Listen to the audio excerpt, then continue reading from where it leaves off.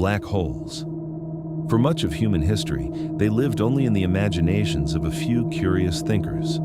Today, they're not only accepted as real, we've photographed them, measured their collisions, and used them as cosmic laboratories to test the laws of physics at their breaking point. They are the most extreme objects the universe has to offer, invisible monsters with gravitational pulls so strong that not even light can escape. Yet this wasn't always the story. The path from the first ideas about black holes to our modern understanding spans centuries, and it's a journey that blends wild imagination, groundbreaking mathematics, war and peace, and technology that can listen to the universe itself. This is the history of black holes, from theory to suspicion to certainty.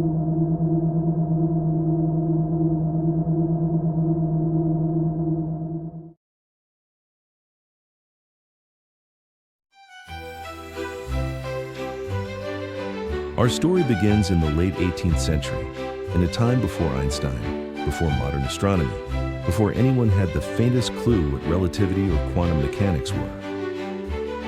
In 1783, an English natural philosopher named John Michell sat down and asked a simple but astonishing question. What if a star were so massive and so compact that its gravitational pull could trap light itself?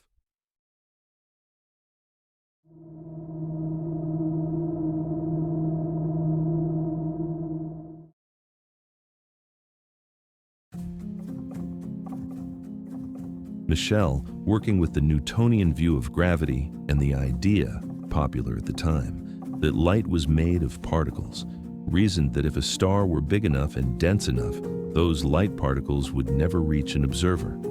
To anyone far away, the star would be invisible, its surface hidden from sight. He called them dark stars, and he even calculated the conditions under which one could exist. A little over a decade later, in 1796, French mathematician and astronomer Pierre-Simon Laplace made a similar suggestion in his book Exposition du système du monde.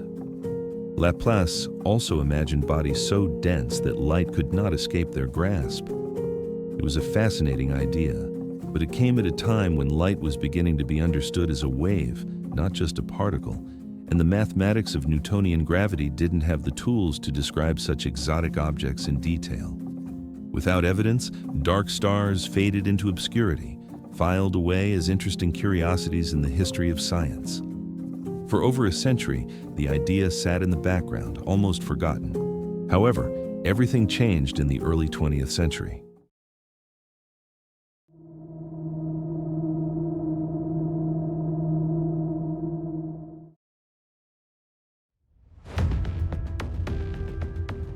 In 1915, Albert Einstein published his theory of general relativity, a revolutionary description of gravity not as a force acting at a distance, but as the curvature of space-time itself.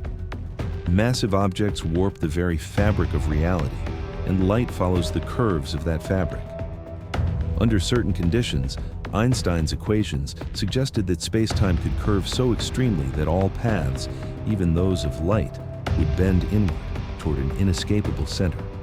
The very geometry of the universe could form a one-way surface. Cross it, and you can never come back. Just a year later, in 1916, German physicist Karl Schwarzschild, serving on the front lines of World War I, managed to solve Einstein's field equations for the case of a perfectly spherical, non-rotating mass. His solution revealed the concept of a Schwarzschild radius, a critical boundary where the escape velocity equals the speed of light. Today we call this the event horizon. Inside it, all possible future paths lead deeper in. Schwarzschild's work was brilliant, but it was viewed largely as a mathematical curiosity. Even Einstein himself doubted that such extreme conditions could occur in reality.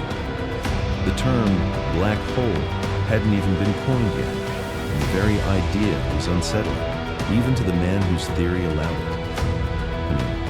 Who would torment themselves with the thought of such a destructive yet undetectable object?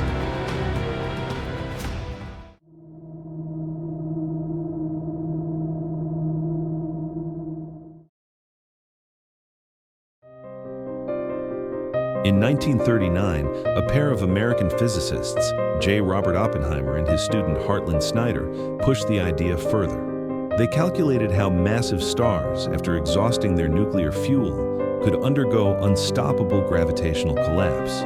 Without pressure from nuclear fusion to counteract gravity, nothing could prevent the star's core from collapsing beyond its Schwarzschild radius, sealing it off from the rest of the universe. Oppenheimer and Snyder's paper painted a chilling picture. Once formed, such an object would be cut off forever from outside communication. Still, the world had more pressing concerns. Just months after their work was published, World War II began, and much of physics shifted toward military applications. Research on gravitational collapse slowed to a crawl.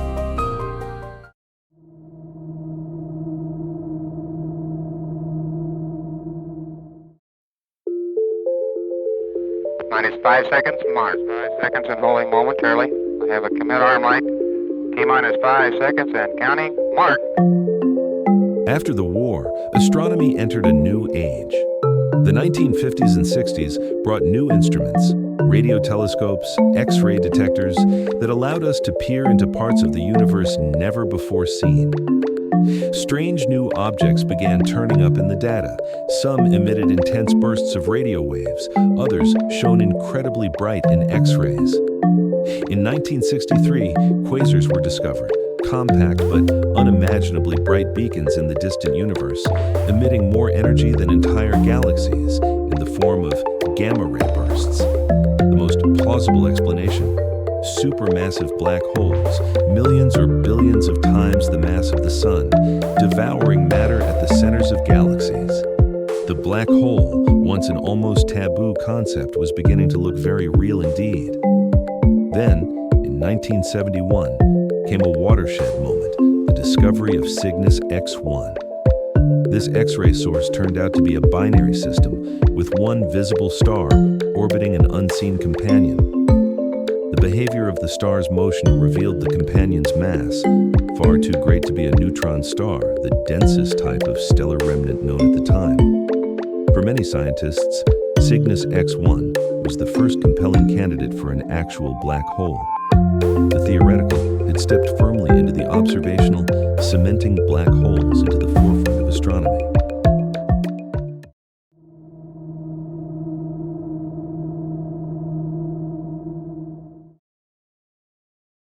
All over the world, people come up to me and say how much they have enjoyed my book. They may not have understood it all. If they did, they would be ready to start a PhD in theoretical physics. The 1970s also brought one of the most surprising turns in black hole physics. Stephen Hawking, working at the intersection of general relativity and quantum mechanics, discovered that black holes aren't completely black after all. Through a quantum process near the event horizon, they can emit radiation, now called Hawking radiation, and slowly lose mass over incredibly long timescales. This revelation showed that black holes weren't merely destructive cosmic vacuums. They were active players in the universe's thermodynamics, raising profound questions about the nature of information and the ultimate fate of matter. Through the 1980s and 1990s, observational evidence for black holes mounted. Using the Hubble Space Telescope, astronomers could track the motions of stars near the centers of galaxies, watching them whip around invisible points with astonishing speed. These motions could only be explained by the presence of extremely massive, compact objects, in other words, supermassive black holes. By the turn of the millennium, the consensus was clear. Black holes weren't just mathematical oddities, they were everywhere. Then, in 2015, came a moment that many physicists had dreamed of for decades: the Laser Interferometer. Gravitational Wave Observatory, or LIGO, detected the faint ripples in space-time from two black holes merging over 1 billion light-years away. These gravitational waves, predicted by Einstein a century earlier, were the ultimate confirmation that black holes are not only real, but that they collide, merge, and send out detectable signals across the cosmos. The chirp, heard by LIGO's detectors, was a triumph of science and engineering, and the start of a new era in astronomy.